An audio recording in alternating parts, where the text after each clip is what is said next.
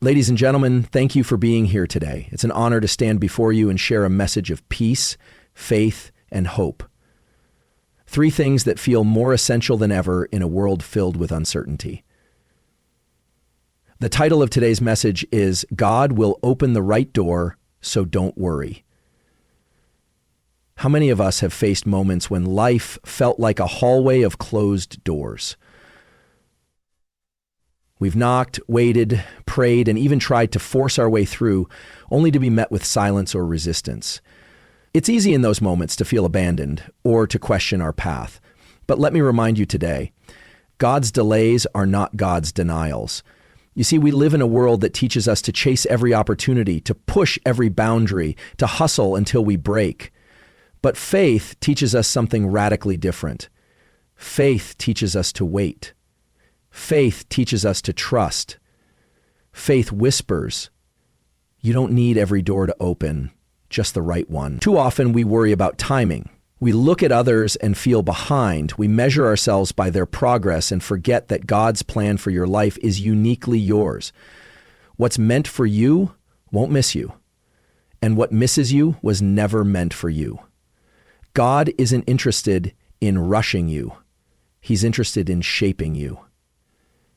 He's not just preparing doors for you, he's preparing you for the doors. Faith over fear is not just a phrase. It is a way of life, a mindset, a discipline, and a declaration of trust in something greater than ourselves. Fear is a natural human emotion. It's built into our survival instincts, alerting us to danger and uncertainty. But when fear becomes the loudest voice in our lives, it drowns out the gentle, steady whisper of faith. Choosing faith over fear means deciding that God's promises are more reliable than the panic that creeps in during moments of doubt. Fear says, what if everything goes wrong? Faith replies, but what if everything falls into place? Fear paralyzes. It tells us we are not enough, that we are alone, that we don't have what it takes. Faith, however, reminds us that we are never truly alone. It reassures us that even when we feel weak, God's strength is made perfect in that weakness. Faith gives us the courage to move forward, not because the path is clear, but because we know who walks with us. The world offers many reasons to fear. Economic instability, illness, personal failure, broken relationships, and the unknown future are all real challenges. But faith invites us to view these challenges through a different lens.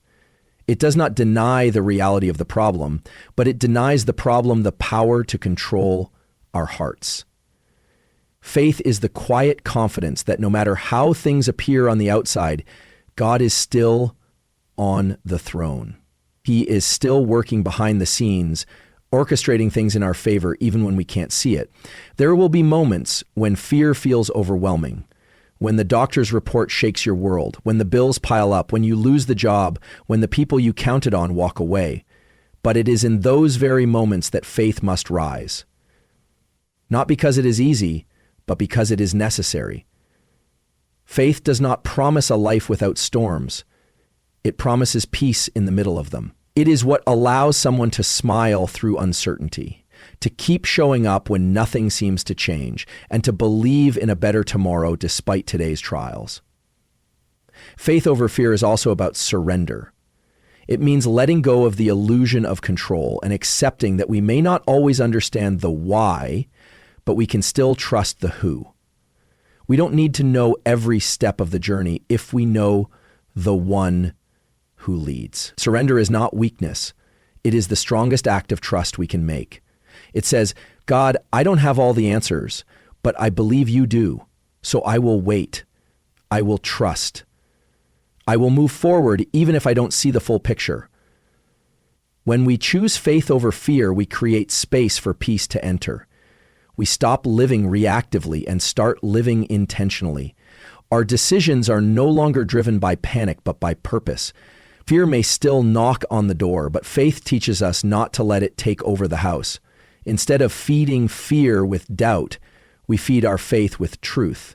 Truth from Scripture, truth from past victories, and truth from the still, small voice that never leaves us. Faith is not the absence of fear. It is the decision to keep moving despite it. Every time you choose faith, you grow stronger. Every time you lean into trust instead of trembling in fear, you step closer to the life God has for you. And little by little, faith becomes your default response, not because you've mastered life, but because you've learned to trust the one who has. We often live in a world driven by instant gratification. We want results now, answers immediately, and doors to open the moment we knock. But life doesn't always work that way, and that can be frustrating. In those seasons of waiting, when it feels like everything is moving slowly or not at all, it's easy to wonder if something's wrong. We question ourselves, our path, and sometimes even God. But the truth is this: God's timing is perfect, even when it doesn't align with our expectations. There is a divine rhythm to life that we can't always see from our limited perspective. We look at time in seconds, minutes, and hours. God sees the full picture, past, present, and future. He knows when we're ready, when the situation is prepared, and when everything will come together in a way that serves our highest good. When we rush the process, we can miss important lessons, bypass essential growth, or enter into things we're not equipped to handle yet. What may feel like a delay is often divine protection. Waiting doesn't mean God has forgotten you. It means He's working behind the scenes in ways you cannot imagine. He's preparing the right people, arranging the right circumstances, and even refining your heart so that when the door does open, you'll be ready to walk through it with confidence, strength, and wisdom.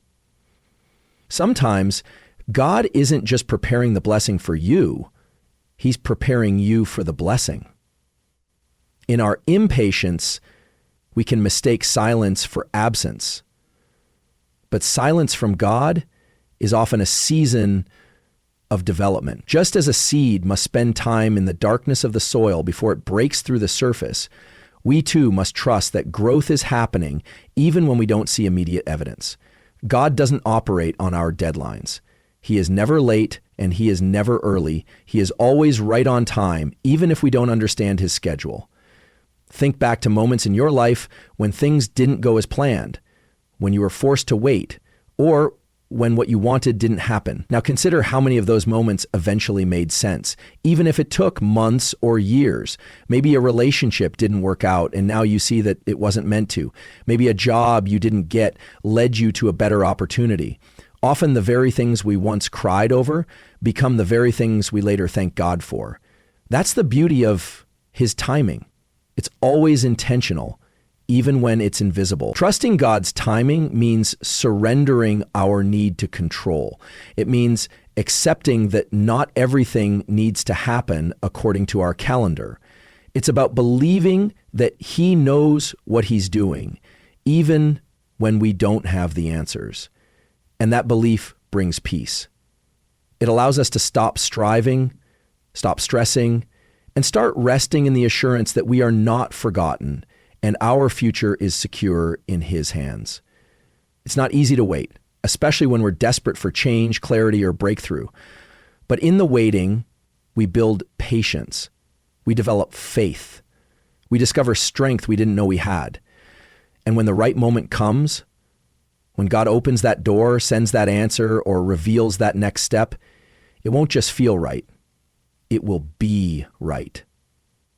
So even when the wait feels long, hold on. Even when you're tempted to give up, stay steady. Your timing might feel off, but God's timing is always perfect.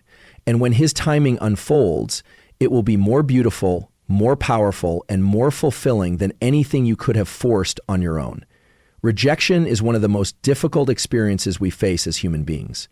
Whether it comes in the form of a job opportunity that falls through, a relationship that ends, or a dream that doesn't materialize, rejection can cut deep. It makes us question our worth, our decisions, and our future. But what if rejection isn't the end of the road? What if instead of a closed door, it's actually a divine detour? The truth is, rejection is not always punishment. It is often redirection. In the moment, rejection feels like failure.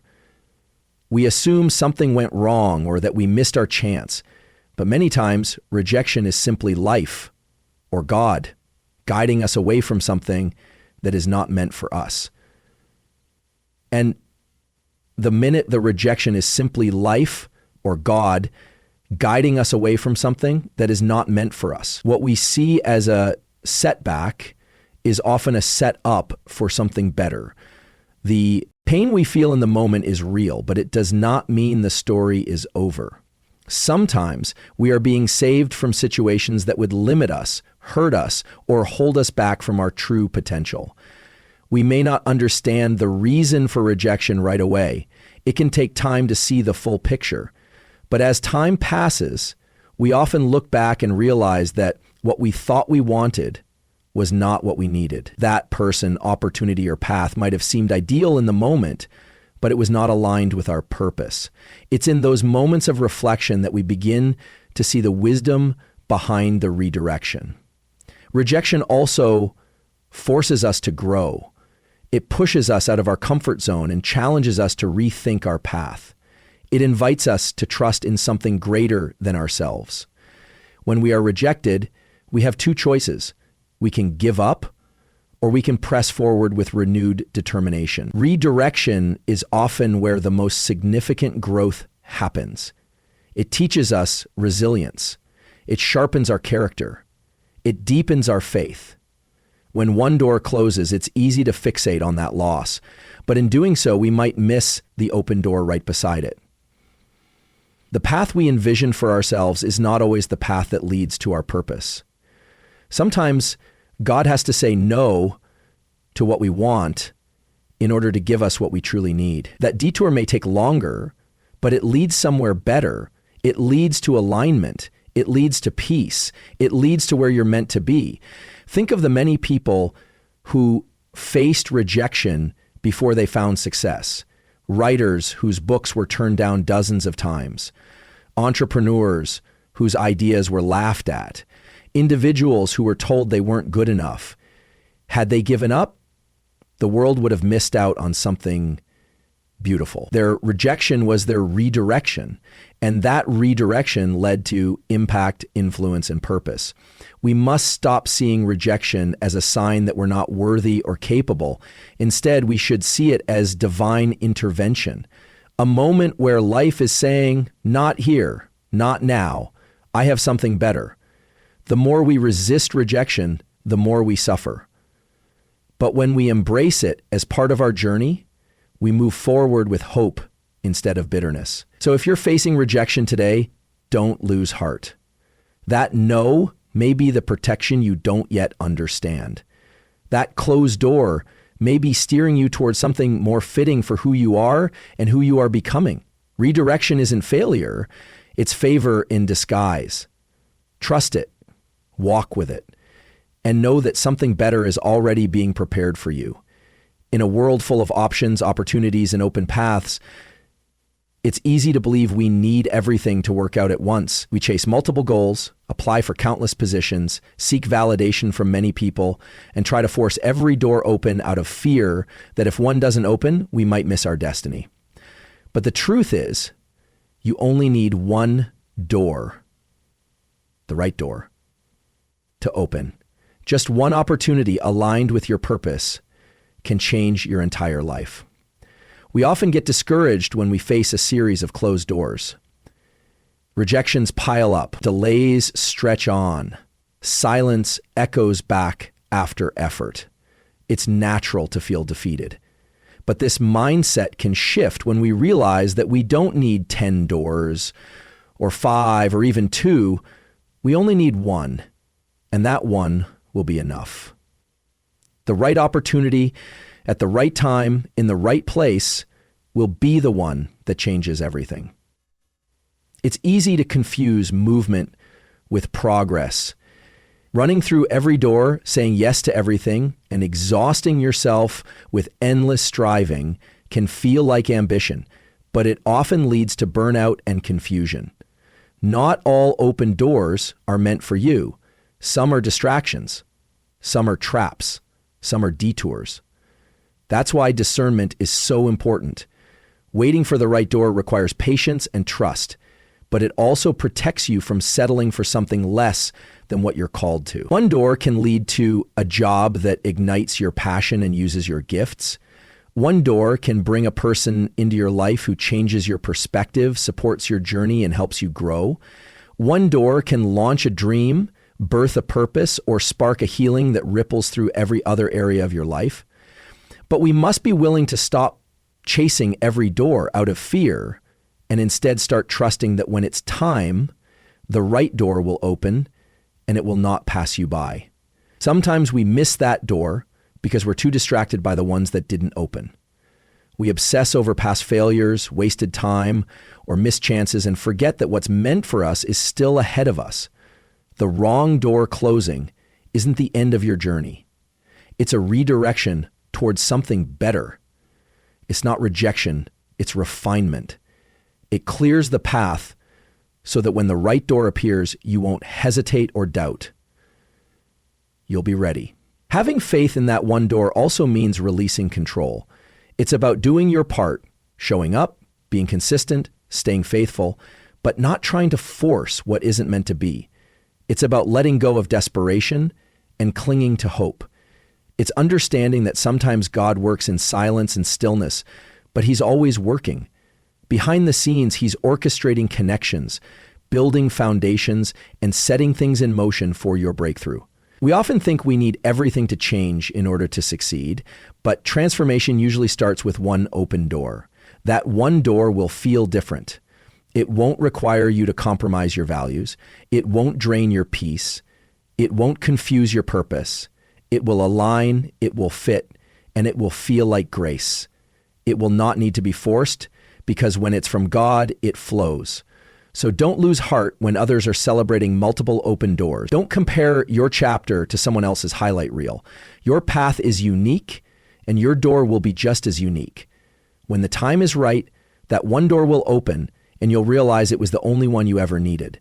Keep walking, keep trusting, and keep believing. The right door is coming, and it will be worth every step of the wait. In life, we often desire promotion, whether it's a new job, a better opportunity, a relationship breakthrough, or a personal dream fulfilled. We long for the next level, the open door, the big moment that changes everything. But what we sometimes overlook is that promotion without preparation can lead to collapse. Preparation always comes before promotion. It is not a delay, it is a design. It is the unseen work that strengthens your foundation so you can stand when elevation arrives. The seasons of preparation can feel slow, frustrating, and even pointless at times. You may wonder why your effort isn't being recognized, why nothing is moving forward, or why others seem to be advancing while you remain stuck. But what you don't see is what's happening beneath the surface. Preparation seasons are where character is developed. It's where habits are formed, patience is built, and wisdom is gained. Promotion without preparation is like building a house without a foundation. Sooner or later, it will fall. When you are in a time of preparation, it may seem like nothing is happening, but everything is happening. You are being sharpened. You are being refined. You are being tested, not to break you, but to build you. Skills are being honed. Discipline is being established. And most importantly, your mindset is being shaped to handle what's coming next. The weight of promotion requires inner strength. Without preparation, you may reach the platform but not have the stability to stay there. We live in a world that glorifies fast success. Quick wins and instant results seem appealing, but lasting success is never rushed. True promotion is sustainable because it is supported by growth that happens in the quiet places. When no one is clapping, when no spotlight is shining, and when it's just you and the process. That's where the real transformation happens. When the world finally sees the fruit, it's because of roots that grew deep during hidden seasons. Think about every great leader, artist, athlete, or entrepreneur. Behind their success is a season, often multiple seasons, of preparation. They trained when no one watched. They worked when no one applauded. They built discipline long before recognition arrived. The same principle applies to every person who dreams of something more. You don't rise to the level of your dreams, you rise to the level of your preparation. And let's not forget that sometimes preparation doesn't look like progress. It might look like failure. It might feel like struggle. It may involve setbacks, redirection, or even isolation. But those moments are not wasted. They are building resilience and sharpening your ability to handle pressure, adversity, and responsibility. The hardships in preparation aren't meant to stop you. They are meant to shape you. When promotion comes, you will look back and understand why the waiting mattered. You will see that the doors didn't open until you were truly ready to walk through them. And when they did open, you were not only prepared, you were confident, capable, and grounded. That kind of readiness brings peace, not panic. It brings purpose, not pressure, because you'll know deep down you've been built for this. So if you're in a waiting season, don't despise it, embrace it. Every great story has a chapter of preparation. Keep showing up, keep working, keep believing. The time you spend in the shadows is never wasted when you're working with intention. God is preparing you for what he has already prepared for you. When the time is right, the promotion will come. And you'll be able to stand in it, not because it came fast, but because you were made ready. Comparison is one of the most subtle and damaging traps we can fall into. It doesn't always arrive with a loud voice or dramatic announcement. Often it creeps in quietly through a scroll on social media, a conversation with a friend, or seeing someone else succeed in an area where we still feel stuck. Before we know it, we're measuring our worth by someone else's achievements, our timing by someone else's pace, and our identity by someone else's approval. But the truth is, comparison is a thief. It robs us of joy, confidence, clarity, and contentment. To grow into who we are truly meant to be, we must let go of the comparison game. Every person's journey is different. No two lives are exactly the same, and that's intentional. We each carry unique experiences, callings, strengths, weaknesses, and timing. What someone else is doing or achieving doesn't take away from what's possible for you. Their success isn't your failure. Yet when we compare, we often feel like we're behind or not enough simply because we're not in the same place as someone else. That mindset is dangerous because it shifts our focus from progress to pressure, from purpose to performance. Comparison often leads to two outcomes. Either we feel inferior and discouraged, or we feel superior and prideful. Neither brings peace. Inferiority makes us shrink back, doubt ourselves, and question our worth. Superiority, on the other hand, disconnects us from humility and authenticity. Both outcomes distract us from growth because we're too focused on others to tend to our own garden. Letting go of comparison doesn't mean you stop noticing others or celebrating their wins. It means you stop letting those observations define your value. It's perfectly okay to be inspired by others. In fact, healthy admiration can be motivating. But there's a line between inspiration and envy. When we cross that line, we begin to resent the very people who were meant to encourage us. That's when we must pause, check our hearts, and return to gratitude for our own path. Gratitude is the antidote to comparison. When you truly appreciate where you are, what you've learned, and how far you've come, you're less likely to obsess over where others are. You realize that your pace is your pace and that life isn't a race. You don't have to have it all figured out by a certain age or follow a specific timeline. You are allowed to bloom in your own season. Comparison will convince you that you're late, but God's timing says you're right on schedule. Another key to letting go of comparison is knowing your identity. When you understand who you are, your values, your strengths, your calling, you're less likely to be swayed by what others are doing. You stop chasing someone else's dream and start focusing on your own. That kind of clarity is powerful. It creates confidence that isn't based on applause or attention, but on purpose and alignment. The comparison game has no finish line. There will always be someone doing more, earning more, achieving more, But chasing that standard is a race you can't win because the goalposts keep moving. Peace comes when you step off the field entirely and decide to run your own race. You are not behind. You are not missing out. You are not less than. You are on your own journey, and that journey is sacred. Let go of the need to compete. Let go of the pressure to prove.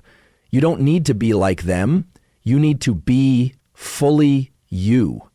And the more you embrace your own path, the more freedom, joy, and success you'll discover. Comparison may try to steal your focus, but you have the power to take it back.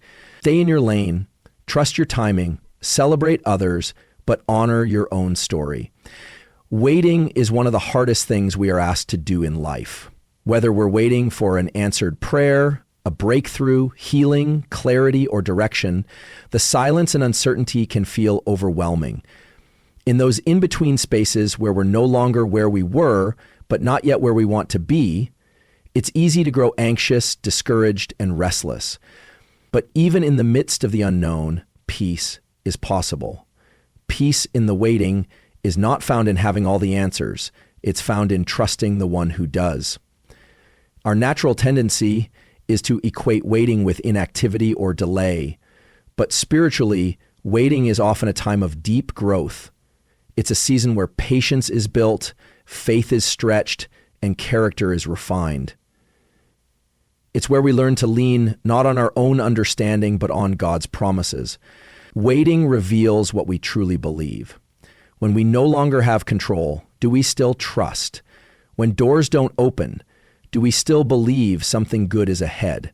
Peace in the waiting doesn't come from pretending everything is perfect. It comes from learning to be still in the presence of God, even when life feels unstable. Stillness doesn't mean doing nothing. It means anchoring your heart in trust. It's reminding yourself day by day that just because you can't see movement doesn't mean God isn't working. He is often most active behind the scenes, arranging, aligning, preparing. In waiting seasons, comparison can become a loud voice. You see others advancing, moving forward, achieving what you're praying for, and it can feel like you've been left behind. But peace cannot exist where envy lives. Peace grows when we stop measuring our timeline against someone else's. Your story is unfolding at the pace it's meant to. Just because it hasn't happened yet doesn't mean it won't happen. Delay is not denial, it's preparation. To find peace in waiting, you must surrender the need for control. That's one of the greatest challenges. We want to know how, when, and why. But faith is trusting, even when the details are unclear. It's letting go of your timeline and embracing God's. It's choosing rest over striving, prayer over panic, and worship over worry. When you do this, you begin to carry peace, not because circumstances have changed, but because your perspective has. Gratitude is also a powerful tool during waiting. When you focus on what is good in your life right now, you remind your soul that there is still beauty, even in the middle. Gratitude doesn't deny the longing. It simply says, even here, I will give thanks. That shift in mindset invites peace into your present moment. Remember that many of the greatest stories in Scripture involved seasons of waiting. Abraham waited for a child. Joseph waited in prison. David waited to become king. Jesus himself waited 30 years before stepping into his public ministry. Waiting does not mean you're forgotten. It means you're being shaped. And often, what's being formed in the waiting is far more valuable than what you're waiting for. So if you're in a season where nothing seems to be moving, don't lose heart. You don't have to wait in frustration or fear. You can wait in peace. Not because the answers are immediate, but because you know who holds your future. Keep showing up, keep praying, keep trusting. The peace you carry in the waiting will prepare you to walk with strength when the promise finally arrives.